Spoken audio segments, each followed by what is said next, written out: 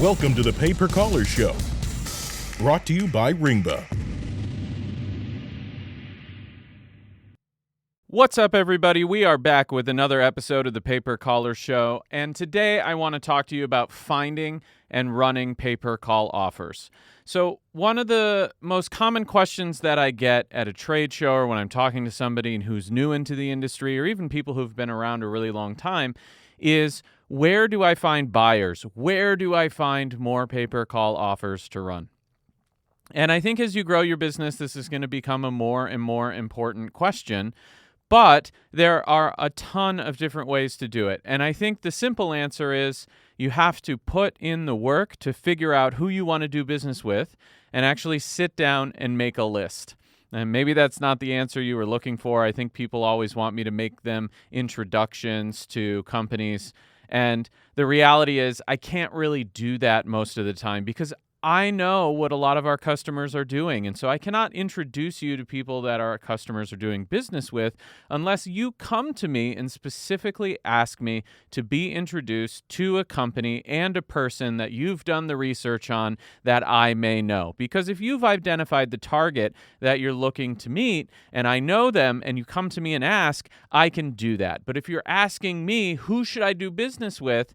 And then I have to go into my mental database and think about, did I learn this through some customer or something of that nature?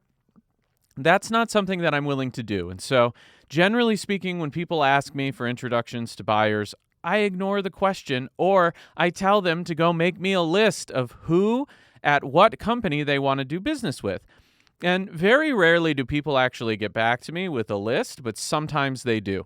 My good friend Johan Perez, the CEO of Rank Media, always comes to me with a list of people that he wants to do business with, or he'll make his partner Neil do it, and Neil will come to me with a list. But the reality is when they make a list of not only companies, but people that they want to do business with, I no longer have a conflict of interest, and if I know them, I'm more than happy to make the introduction. Also, the practice of actually going and making a list and figuring out who you want to do business with teaches you a lot about the companies and what the opportunities may be. So you're actually much better prepared to reach out to them and do business with them or get an introduction if you've actually done the research yourself. And so anytime I want to do business, I sit down and make a list of not only who I want to do business with, but their contact information, the people at the company, information about the company. I learn about all the players, and I make like a really big list of who I want to do business with, and then I start working that list. And even as a CEO, I find this to be the most efficient practice to actually go through this exercise, also the most profitable. And so Russell Brunson calls this his dream list. I call it a target list, but it's effectively the same thing. And remember that business is a numbers game, and that means that some will, some won't. So what? Someone's sitting around waiting to do business with you, but the likelihood that you're going to be able to do business with everyone that you identify or want to do business with is actually pretty low. So you want to generate a decent-sized list of people, at least 25 or 50 different people or companies that you want to do business with, and then that gives you a real chance of actually being able to do some business. So the first thing I'm going to do is pop open a spreadsheet, and I'm going to list companies I want to do business with. I'm going to list their LinkedIn profile, their Facebook profile, any social media about that company in the spreadsheet on each row, which is a whole lot of work, but I like to do that myself so that I personally learn about each company and what's important to them, because they're going to be posting about certain things that are important to them, or they're going to be talking about certain initiatives that they're working on. And I'm going to take notes on all of those things so that I understand what's important to the company as a whole before I start researching the people at the companies. And this goes for companies that are small, medium, large, gigantic. It really doesn't matter because every single company usually stands for something or is working on something or has some type of initiative. And I want to know those details about the company because it gives me information about them to reach out and talk to them about or find common ground, right? And so that's what we're trying to do when we're doing business development is we're trying to find common ground between humans, between people, so that we can decide whether we like each other or not. And if we like each other, we're willing to figure out a way to do business. I can almost guarantee you that if people don't like you, they're not going to do business with you. And it's much easier to decide that you like somebody when they've taken the time and effort to see what you stand for, who you are, what you're interested in, and take the time to remember those things. And so I'm going to make my spreadsheet, my dream list, my target list, whatever you want to call it. I'm going to put the companies in there, all of their social media profiles, notes about every company as I'm doing the research. And then I'm also going to be looking out for what categories they work in. What offers do they work in? And that might be 1 if it's an insurance company, or it might be 3 or 4 even if it's an insurance company, or maybe it's a network or a broker or someone that's trading phone calls and they work in many, many different categories. And so I'm going to want to make a list of all the categories that they work in to see if they're a good fit for me, but also so I can come back to this list later should I decide that I want to move into different categories. I've already done the research. And so the last thing you want to do is just come up with a list of companies, do the research, and then not keep track of it or take notes in your target list spreadsheet, because then you're going to have to go back and do this research again. And why would you want to do it twice? Like if you're already there, make sure you get all of the details and get it into the spreadsheet the first time so that you're not doing multiple rounds of this as you expand your business. Now, we're going to come back to this spreadsheet later as we gather more information. And so then the next thing I'm going to do is I'm going to go to OfferVault.com and I'm going to click on the pay-per-call tab. And I'm going to look at all the available offers in pay-per-call and the pricing that's displayed for those offers. Now, I want you to keep in mind that the pricing that's displayed on OfferVault may not be what they actually offer you. Maybe they're telling you that they pay up to $50, or maybe the entry-level price is $50. You're going to need to communicate that with your reps later, but this will give you a good idea of what a converted phone call is and what the criteria to convert that phone call is. And so I'm going to start there, and I'm going to make a list of every company that's playing in the categories that I'm interested in doing business with. And there's a bunch of networks that are listed on OfferVault. And sometimes those networks list the specific back-end buyers whom you can reach out to later, but that's a different process. And if you're new, you're not going to start there. Then I'm going to go and I'm going to go on Facebook and I'm going to join all of the Facebook groups related to pay-per-call. Ringba's got a bunch. Other people have a bunch. There's like 30 Facebook groups, but I'm going to want to join them all. And I'm going to want to do that for a few reasons. I'm going to want to go back in time in every single group, scroll back up, and maybe even for a year, right? Which is going to take a good amount of time. And then I'm going to figure out what people are buying. I'm going to read every single post, which may sound crazy because we're talking about thousands of posts, but I would want to know everything that's going on in the industry and everybody that's interested in buying certain types of phone calls. And the reason for that is when you're buying phone calls, you're not going to work with everybody. And so you need more at-bats. You need more chances to find people to do business with. Also, certain buyers may be only willing to buy a small number of phone calls for you, so you're going to need multiple so that you can use load balancing inside of a Ringba routing plan so that your calls are going to multiple buyers to cover the amount of calls that you generate. And we'll talk about this later in other podcasts. I am going to do a dedicated one about capacity management in the future. But in general, with pay-per-call, you want as many buyers as possible in your routing plan so that your phone calls have the highest chance of being sold. Because a buyer's got to have a human available to take the call, and also they may have different hours of operation, they may have different filtering criteria, maybe some take certain states, others don't take certain states, so you're going to need a bunch of buyers in there. So I'm going to go through, again, every Facebook group I can find on pay-per-call, maybe affiliate marketing ones, and I'm going to find the people that are buying phone calls, and I'm going to put them in my spreadsheet, and I'm going to make a list of all the categories that they're buying. And then, as I'm going through those Facebook groups, I'm also going to save the information about the people that are representing the companies that are buying calls, because I'm going to need to talk to those people. I'm going to want to connect with them on LinkedIn. I'm going to want to reach out to them on Facebook Messenger. I'm going to find these people multiple times as I go through this process, and I'm going to want to catalog where they hang out, where they're posting, what they're doing, so that I can learn more about the industry, but also the companies and the key people that I want to do business with. Then I'm going to go on LinkedIn. I'm going to search for pay-per-call. I'm going to, again, join all of the pay-per-call groups, but I'm also going to pay attention to what people's profiles show up when you search pay-per-call. Did someone put pay-per-call in their headline on LinkedIn?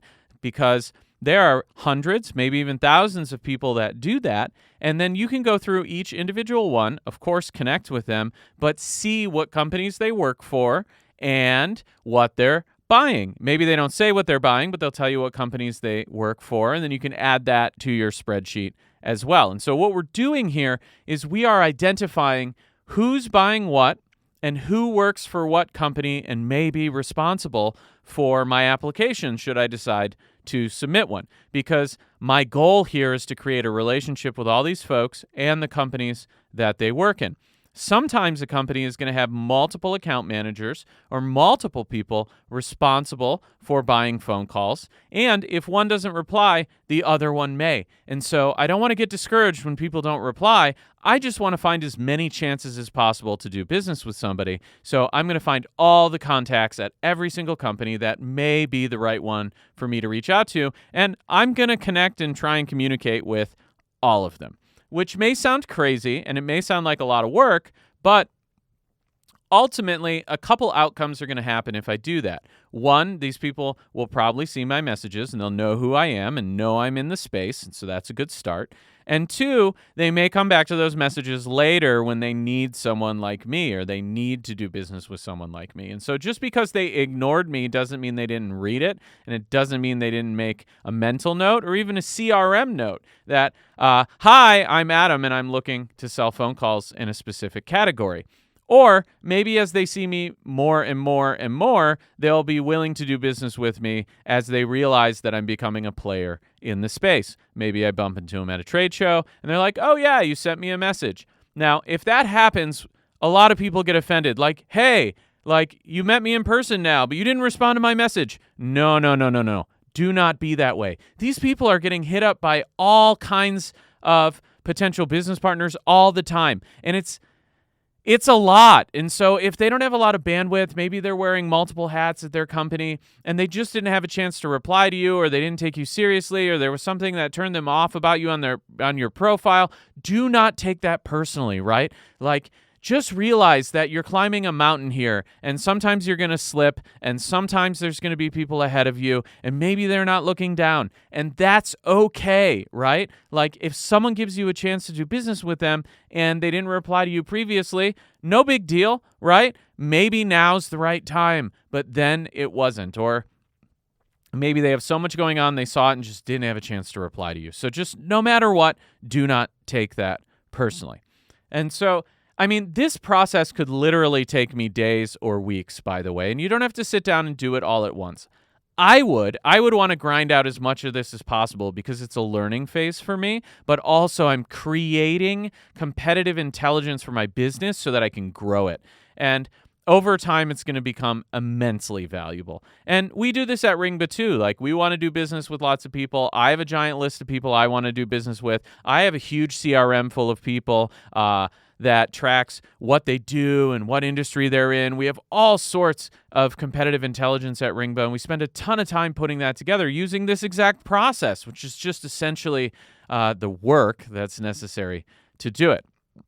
So after I'm done with LinkedIn, I'm starting to learn who the people are. Sometimes I'm going to see people on Facebook and LinkedIn. Like, that's a great sign. Oh, these people are all over trying to do business, right? Like, they're probably very active. Then I'm going to go on Telegram and I'm going to search for pay-per-call too. I'm also going to search for affiliate marketing and theme-specific groups. And you can do that on LinkedIn as well. If you're interested in home services vendors or insurance people or people that are doing plumbing, I don't know, like whatever categories you want to do business with, you should also search those as well, because there's tens of thousands of groups on all these platforms in different pay-per-call verticals, and you can find partners in those groups even if those groups aren't pay-per-call specific groups, right? You're looking for people who want to buy phone calls. Those people are in the business categories that you're working in. And so same goes on Telegram. I'm going to do the exact same thing. I'm going to go back in time in all the groups that I join, all the channels that I join. And again, I'm going to make lists of people, get their contact information. If I find someone on Telegram that I didn't see on LinkedIn, I'm going to search their name on LinkedIn and connect with them, try and find their LinkedIn profile. Again, same goes for Facebook. If I see someone on Facebook, but I didn't find them on LinkedIn, I'm going to search their name on LinkedIn. If they're not in the groups, no big deal. Like, I'm going to seek these people out and see what they're up to. Also, pro tip, a lot of people in the industry bounce between jobs, and that's going to happen. And so if you look at 1,000 people's LinkedIn profiles, you're going to see that they worked at a bunch of other companies in the space, because most of the time when people shift, they stay in the same industry. And so a lot of people in lead gen have worked at a bunch of companies in lead gen. So as you go through those profiles on LinkedIn, you can go, oh, hey, look at this. They worked at one company, but they also worked at another company. That one sounds like a call buyer too. Maybe I'm going to click that company, add them to my list, find key people. I'm going to do like a deep dive into everyone's LinkedIn and take notes about everything. And when I'm done, I'm going to have a list of like 1,000 people and all these notes on them. And I'm going to go, wow, look at that. Like, I know exactly who to contact in any industry to find what I'm looking for. And then I can create a plan to reach out to them. Also, I'm going to go to trade shows. Now, I understand if you've been in the industry for a while and you have a budget for that, it's fine, and you should definitely do it. If you don't have a budget for trade shows, though, you can still find value mining the trade shows. And it's a very simple process. People most likely don't do this because it's a bunch of work, but you go to the trade show's website and you go to the floor plan. Now, most trade shows list the floor plans that show who's exhibiting and where, and those are a gold mine. The reason being is that all those people may or may not participate in pay-per-call at a trade show. So if you're thinking about LeadsCon, for instance, which is a really well-known trade show in the lead generation industry, they're going to have a giant map of exhibitors. Ringba's on that map, and so are a ton of other companies in the space. You're going to see which ones are involved in pay-per-call because they all have descriptions. And if they don't have an accurate description, you can Google them and go to their website. And so you're effectively walking the trade show floor on the exhibitor floor plan without actually going to the trade show. Now, if you're not going to go to the trade show, this gives you the opportunity to create entries on your list and then reach out to those folks later. A good way to touch base with them is before the trade show. You could say, hey, I'm not going to be able to make it to LeadsCon, but I wanted to connect with you, and here's why. Or after the trade show, you can say, hey, I didn't have a chance to bump into you at LeadsCon, but I really wanted to talk to you about potentially working together, and then find some common ground and why you can add value to their business. And so going to the trade show's website and seeing who's exhibiting is a great way to do this. You can also check on the sponsors. Not all sponsors exhibit. You can also look at the speakers at trade shows because not all the speakers will exhibit, and some of them are people you may want to do business with. And so my point here is, if you do a deep dive on a trade show's website and don't even go to the trade show, you can still find immense value in doing the research. You're going to add all those folks to your spreadsheet. You're going to find them all on LinkedIn. You're going to find them all on Facebook. You're going to connect with them and build relationships so that you can set yourself up to do business with these people later, right? Because that's what we're doing, is we're laying groundwork. And the more of this groundwork that we lay, the more likely people are willing to do business with you later, because they need to see you around a few different places. Maybe they see you at a trade show. They see you post in a Facebook group. You reached out to them on LinkedIn, and they're like, wow, okay, this person is serious. And I'm hoping that you watched my previous episode about setting up your online image, because you really want to have a great presentation of yourself on the internet before you do all this legwork. And so if you haven't listened to that episode, I highly recommend it. And then what you're going to want to do is you're going to want to make sure that you communicate clearly and concisely when you're opening a door. That does not mean sending a 9-paragraph pitch to somebody trying to convince them of why they should do business with you. You should keep it pretty simple. Just simply say hello and be very clear about why you're reaching out to them and why they should do business with you. And that means why you're delivering value to them, not why it's good for you. Not like, hey, I need to do business with you, but hey, I can help your business grow. And here are the reasons why, and then give them the ability to communicate with you. Don't send them a Calendly link. No one's going to click it. No one likes that. Make sure that your contact information is in there, that you have a really nice clean email footer. Put your cell phone number, your email address in the messages if you're using Facebook or LinkedIn or Telegram or whatever, and give people the opportunity to communicate with you in the channel that they're most comfortable with. And I think that is something that's lost on a lot of people. Simplicity goes a long way because people are getting bombarded with these messages. I get 100 a day, and I respond to almost none of them.